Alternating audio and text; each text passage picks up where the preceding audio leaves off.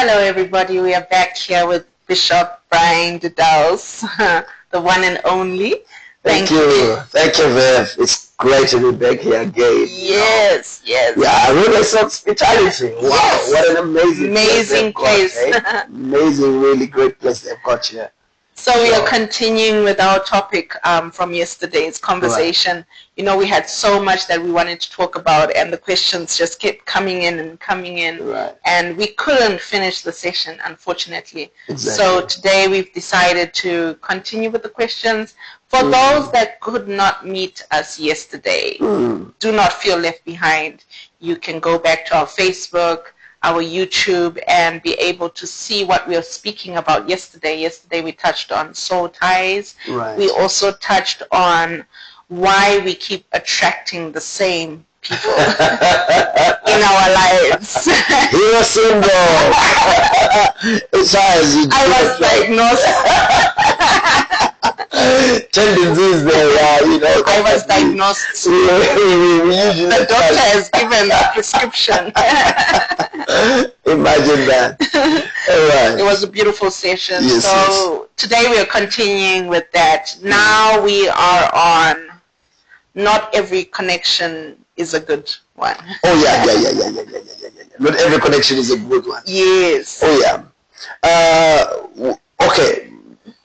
Relationships are on different level. I always talk about this funny story that I think the first time I went to South Africa, there's a friend who had spoken to me, please come to South Africa, etc., etc. I couldn't go. I did not know how to travel to SA, and so at some point I eventually decided to go. He said he was going to be waiting for me. And in the bus, I met a lady I began to talk to, and we ended up becoming friends. Well, in 1 hour, I knew her whole life. Wow. She told me everything about her, and then we became close friends. We went to, I slept by her sister's place first day, and the person came pick me up the next day. And so we did a lot of things later together, business-wise, with this lady, and the connection came from being in the bus. Yes. I think I miss traveling by bus a lot because people have conversations. I've been traveling by plane a lot in a lot of the traveling that I have done lately. But I've made a lot of good friends in the plane. I've made a lot of good connections along the way as I was traveling by plane. So I want to explain that relationships on different levels. Okay. The first one is where we meet and we become acquaintances. Yes. You know, we just met. Hi, I'm Brian, I'm Viv, and so we talk, and so we can then exchange phone numbers depending on the connection that we have had, and so we can move that relationship from acquaintance to allegiances. Okay. Where we find some things that are in common within our circle or within our lives or within certain things that we are doing. So that puts us on allegiance, and then we go into alliances where we start doing certain things together. So it then eventually means I can come to your house, you can come to my house, you can come to your office, you can come to my office, we can have coffee together, we can have all those kind of things together. And we move from alliances into covenant. Okay. For example, if you're married, right, you're coming from the bathroom and you're in the bedroom and you're naked.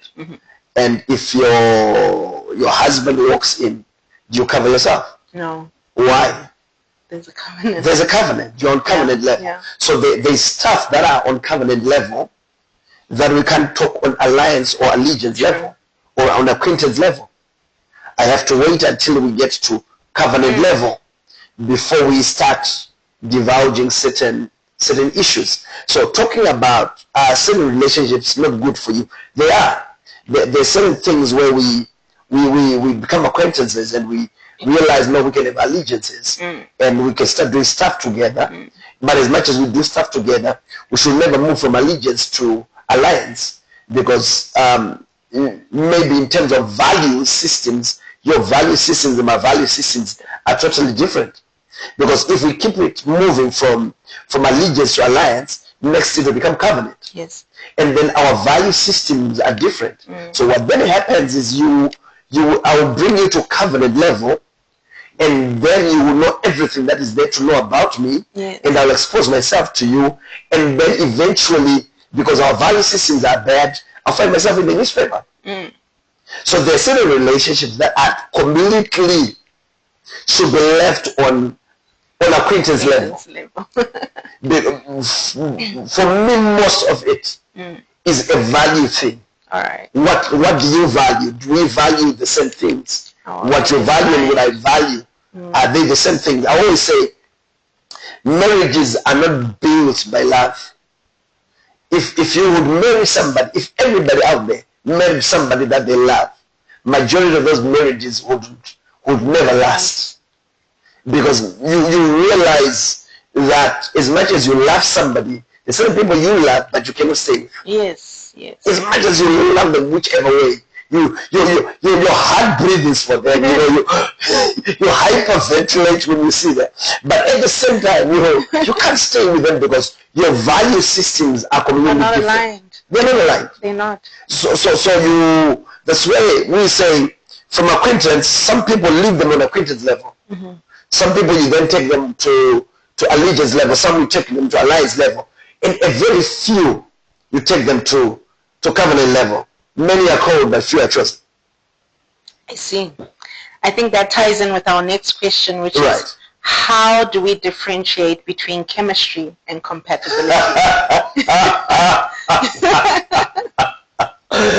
right. I love chemistry. Okay. Every time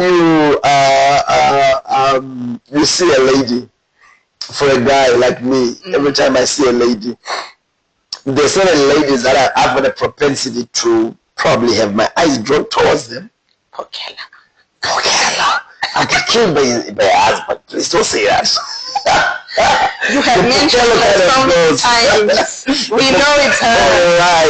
All right. So for me, it's the girl that knows how to bath. And I will always have that. We should have that topic one day. What is it? When we talk about bathing.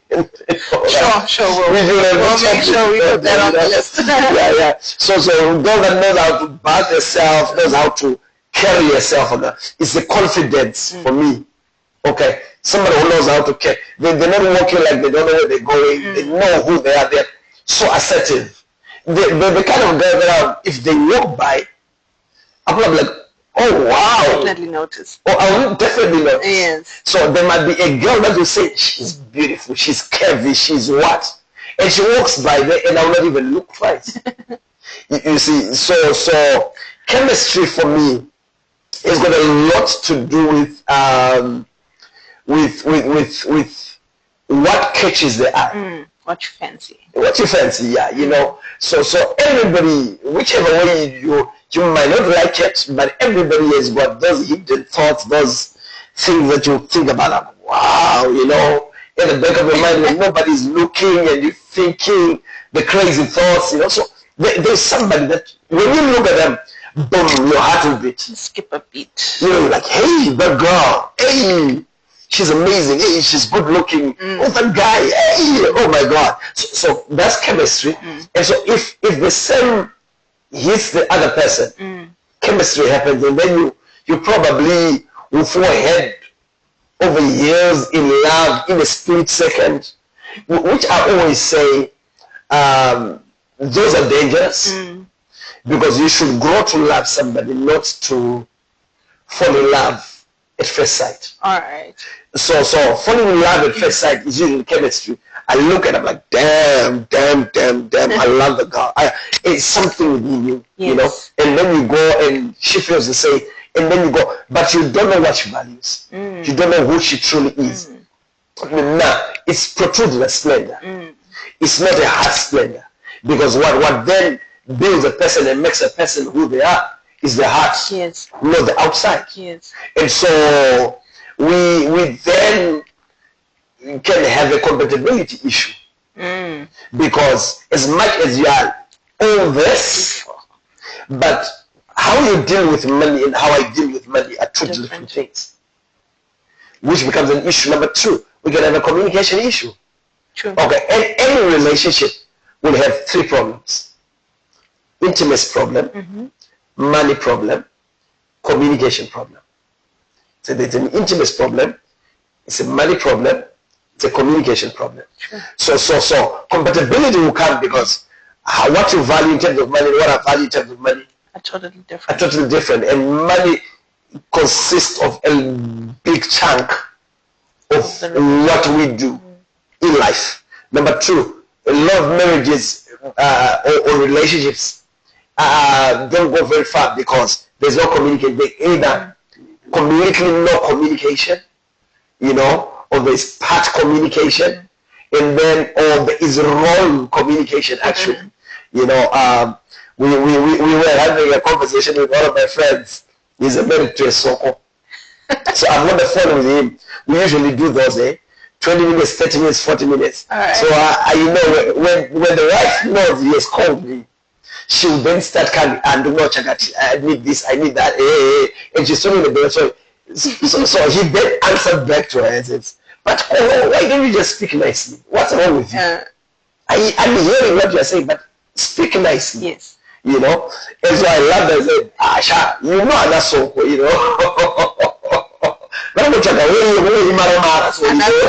Are you hearing this now? So we learned about it. So sometimes there is the wrong communication. Yes. And so with that, you find the compatibility issues. So you're head over heels with people. That's why you find some people, they fight a lot. They're always fighting. But they love each other so much. Why? Because there's a compatibility issue. In spite of the chemistry being there, there are two extreme ends of it all because there's compatibility issues, which are issues for me. Sometimes I was talking to one young man. I said, as much as you love your girl, are you compatible? Especially going back to value systems. Like I always say with value systems, I value how you communicate to me much more than anything. Yes. I think respect to me is you knowing what to say, when to say it, and how to say it. As much as I might be wrong in what I did, what you say or how you say it to me matters the most. Yes. And so that becomes those compatibility issues. So much that people can break away and actually divorce. Why? Because they were not compatible. Wow, interesting. Thank you so much, Bishop. So the next question we have here is, what is the difference between someone who challenges you to grow and someone who simply creates constant chaos in your life? And I'm a toxic. Toxic relationships. Okay. Most people are married to narcissists or in relationship with narcissists, and then they want but they've got chemistry with these guys. So either there's chemistry, or they've got daddy issues, or they've got the hero syndromes, or they've got all kind of syndromes. You see, yes. So what then happens is they then try to justify somebody's behavior. Yes. Okay, if somebody's cheating, they'll justify and say, maybe it's because I'm not giving him attention. But they bring chaos in your world. Yes. Oh no, maybe I caused him to end up acting this way. I always say the greatest thing is when somebody never changes unless they accept that as much as Vivian may shout at me, yes, my response is not based on Vivian shouting at me. My response is based on me being me. So Vivian might be shouting and I'm quiet. I'm not responsive. I'm not doing anything. I just finish shouting and then I ask a solid question. Or Vivian can start shouting and then I come and I'm clapping it and say, you caused me to beat you. No! Vivian did not cause you to beat you. It's in you. It's in you. You're a wife beater. It's you who has got a problem. So some people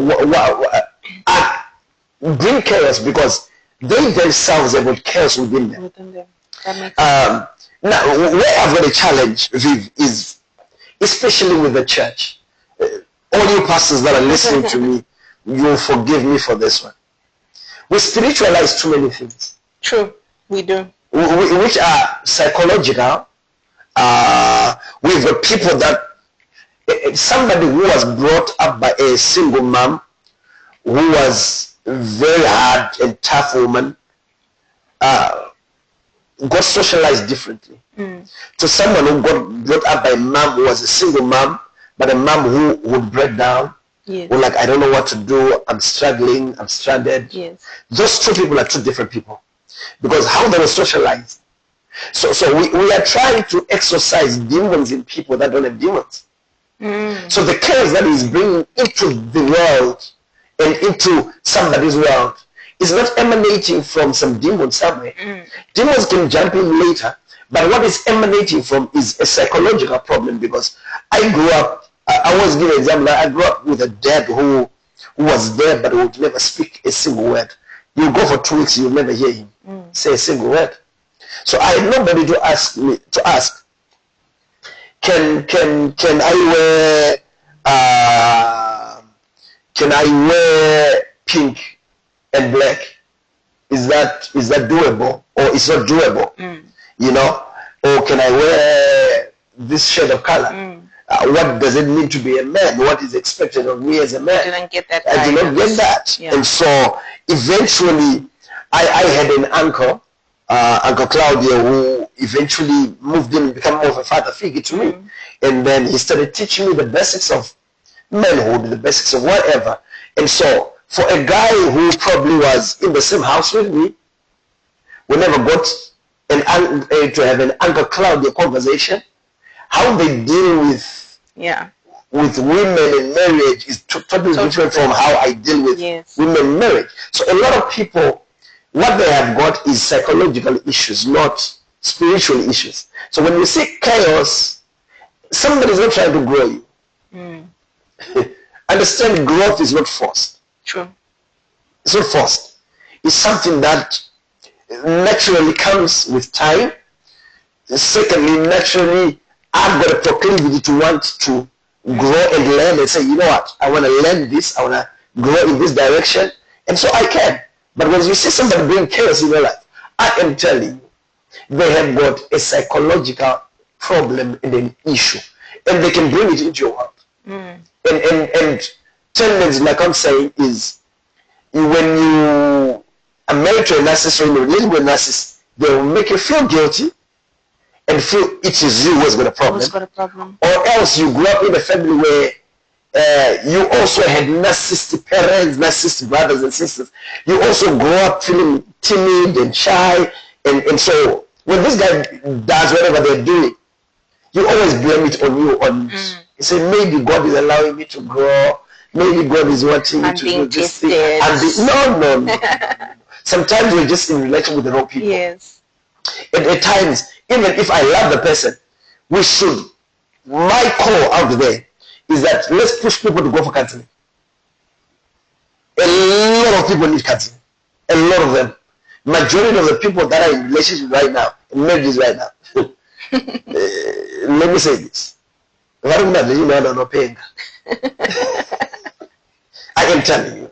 Some of it, the guys have got just, they've got a lot of mental issues that need counseling, that need psychiatrists help, that need counselors help, so that they can find themselves, heal from their past, and be able to be better patterns.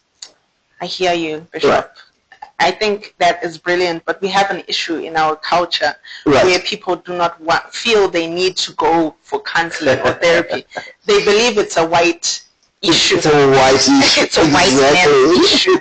Black people don't do that. It goes back again to me about socialization. I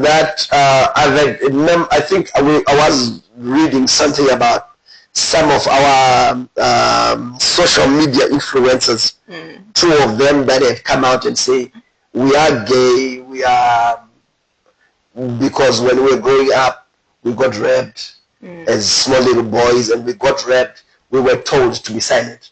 We were asked not to talk about it.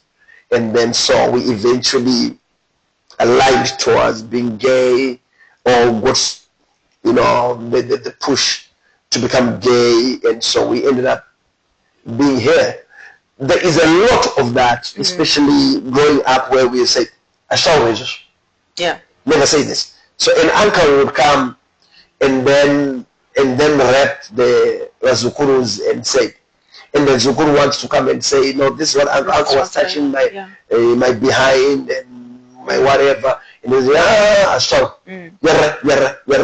And so a lot of these African kids have grown up with the mentality that I just zip my mouth, I don't talk about it. But what they are having is emotional overload. So a lot of people have got a lot of emotional overload, where you have got stuff that happened over years that you don't get to talk about. But what happens is those things always catch up with you. Eventually. No matter what, those things catch up with you. Definitely. Yeah. They do. And so what I want to encourage someone listening to us right now is, counseling counseling is for everybody. You should be able to go somewhere and talk to someone, and then be able to pour out your heart, pour out whatever you're going through, and tell them, please, this was happening. But sometimes all you need is to pour it out, and the emotional overload will be over. Thank you so much, Bishop. I hope somebody has been helped, especially in the area of counseling. Right. It is something that is necessary for everybody. Exactly. So our question is, what does it look like to honor a connection while still having the wisdom to walk away from it? You've been talking about toxic. Okay. I think I'll go back to the 4 levels of relationship, where I said, some people are meant to be on acquaintance level. I've met you, we might meet. I've got so many people that I meet on the streets that I've met before. And hi, how are you? How's the family? How's everybody? Oh, great. Oh, Sam, it is good seeing you. Bye. We meet at events, we meet each other. There's no call, there's no text, there's nothing. Because the moment I put somebody in my phone number, and I give somebody my phone number, you see, what your phone number is access. So the fact that you've got my phone number, anyone that is in your phone book has got access to me. Okay. So it means you have given, whoever you give a phone number to, you've not given them only access to your world, you've given them access to everybody you're connected to. So, because one day, somebody in your phone book will be like, hey, I'm looking for somebody who can cancel me. And the first person that will come to your mind is Bishop. And then we call Doc. Doc has got somebody that I want you. So you have already brought them into my world. So if they are bringing chaos, they are also bringing chaos into my world. Wow. We have to be careful when you give out numbers. You have to be careful because I have people that I met, some inbox me from Facebook. I started talking to them, brought them into my world, and some of them became a chaos. Wow. That I knew I brought in a parasite. Wow. And I brought in a devil into my world.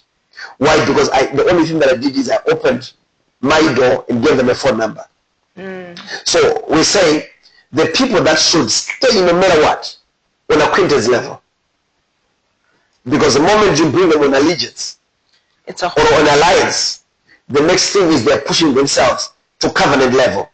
So what we need to be able to do is be able to categorize people in terms of where they belong in your whole world. You have acquaintance level people. When you need a crowd, they can be part of the crowd. You have allegiance people that if I need to have any connections that I need to do business wise, this is the guys that I can call. And then we go on alliance level, if I need people, if I want to do a party in my house, these are the people that I can invite, and they can come into my house. Yes. And because not everybody should be able to walk into your house. True. Or walk into your office or whatever. There's that. And then have the people that are on covenant level that can understand. The covenant level is I can call Viv, and Viv, I really need $50 right now. Yes. Things are not well. Vivian will not judge me. Yes. Vivian will not say anything bad about me. Vivian will not walk around and say, that's what happened. You know, because Vivian is on covenant level. And so I should be able to, where we're talking about walking away, it's not really walking away, because whichever way, you will need somebody in your life. True. People need people. People need people, you know. So the person that is on allegiance level or alliance level, I might need them for something, you know, because they might be connecting you to the next door. But I should still be able to leave them there. I've got, I think, one friend here in Harare with two guys. I think I've got Apostle Connolly and Giovanni. Those are guys that I go for lunch with all the time. When I want to do church, these are my guys. Apostle Connolly, if I want to laugh and talk all crazy stories, those are my guys. If I want to do church, I've got the likes of Apostle, what's his name? Apostle Israel that I call, let's do church, let's do that. And then I've got one friend, Jonas, on alliance level, on covenant level, where I expose all my nakedness to him. He knows my ins, my outs, my whatever, where I'm failing, where I'm struggling, where I don't feel confident, stuff that I can't tell everybody. Yes. So I think we have some homework to do to really sit down and start differentiating who is on covenant level, who is on alliance level, and then start working from there. That's interesting. Okay, you know, when Komos on his level of as a baby, 5 years to 10 years, he's got probably a group of over 20 to 30 kids that are his friends. Okay. When he moves from that age, you move into your 20s. That group grows to over 100. Yes. When you move from 20s, you get into your 35s, into 40s. That group thins down to probably about 40. When you get to our ages, I've got probably about 7 people in my circle. Wow. That I can call friends. Well, so as you go up, that thins down, because at my age, what I need is covenant. I don't need. Life has also taught you a lot. Just taught me a lot. Exactly. Interesting. Thank you so much, Bishop. So we have basically gone into the next section, which is sent into your life or just there, you know, or just there. Are you just there, or you sent into my life? So the question we have is, do you believe certain people are placed in your life with a specific purpose, or is that giving too much meaning to ordinary encounters? I believe it's both. There are people that you meet coincidentally by being in certain places, and then there are people that are sent into your life, either number one from God or from the devil. Either there are also agendas, understand that. Yes. At one time, I think in Mugabe era, we had 7 ladies that came to our church, tried to become very close to me, where we discovered later they had been sent to be spies in my life. Wow. To talk about, because we were praying for the nation, we're doing a lot of things with our nation now, and so they're doing their job. So there are people that can be sent into your life by agendas. There are people that can be sent in your life by demons. There are people that can be sent into your life by God intentionally, because then they open doors. Understand, the 3 men walking by, they're passing through near Abraham's house. Abraham sees them, and then he runs and says, please come, a little water, a little milk. Next thing, he's putting a meal on the table. Then the next thing, the Lord says, by this time next year, when you have a child. And so there could have been men that have dispersed. They were sent. They could have taken another road, but they're passing through by Abraham's house. Yes. So it then literally means there was an agenda. Yes. There was an agenda. So understand the effect of the spiritual world is real. The people that are sent into our lives to become divine helpers. And there's certain people sent into our life by demons also to become destined killers. So how do we recognize these people? The ones that are sent, who have purpose over our lives, and those that are just there to destroy us? No, we have to have discernment. I think the greatest thing that everybody needs in their life is discernment. The ability to be able to distinguish. Why is this person here? Like I said, nobody is coming into your life to teach you a lesson. You know, they're not coming to teach you a lesson, they're coming to destroy you. But the people that come into your life, the day that they walk into your life, they're Joseph in Potiphar's house. Everything begins to function very well. They bring value. Okay, they bring value a lot into your life. I remember one day I was in, we had a great church service. After the church service, one man of God comes to me and says, "Man of God, this was so powerful. Please, can I have your phone number? Can I come see you tomorrow? I'm a man of God. I've got my own church." He called himself Apostle Gabriel or something of that sort. Whatever, you know. And then so the next day they come into my house and then they say like, "No, I need mentorship. I saw how powerful you were in church and no. So I saw it's the power that they want. So tick number one, something is wrong. So I asked them, "Who is your spiritual father?" And then they said, "I don't have a spiritual father." So tick number two, there's a problem. And then they said, so I said, "Why don't you have a spiritual father? There's so many fathers in town." And then he says, and tick number three. So already I'm like, okay. And then thank God there was no social media those days. And then he says, I said, unfortunately the first name that came out of his mouth was my father's name. Oh, it's my spiritual father's name. I clapped that. Let me tell you the truth. I clapped him. He didn't see it coming. He fell to the ground. He was taller than me and huge. And I said, "Why are you calling a toast?" And he ran out and says, "Man of God, what's wrong?" I was coming from him. He had to run. You know, and so later, a few days later, he then came. I was all calm and cool. He says, "I want to apologize about what I said," and etc. And then the moment he said that, I realized this guy was sent to destroy me. That's true. I could have listened. I could have waited to and accommodated him, and then eventually realized, no, this guy is putting poison inside of me. So how to quick to recognize certain people who are put by the devil. They are poison to your life. When somebody brings poison to you, they've been brought by the devil. Everything, chaos follows them. There is no peace. Lastly, the moment that they walk into your life, peace disappeared. Because the moment someone will come from God into your life, the best thing that you'll find is peace. That's true. Peace. And that peace is just amazing. Wow. It's amazing. Sure. Wow. Thank you so much, Bishop. It's a pleasure. As we have said, this is the second session of our talk on relationships and soul ties and soul connections. So our last question before we wrap it up for the day is, what is the relationship that comes, what is the responsibility that comes with knowing someone was sent into your life for a reason? Judas was sent into Jesus' life for a reason. Was sent to kill him and destroy him. So the best thing, like I said, is understanding who you put there. There were the three disciples where the Bible says one slept at the bosom of Jesus. Yes.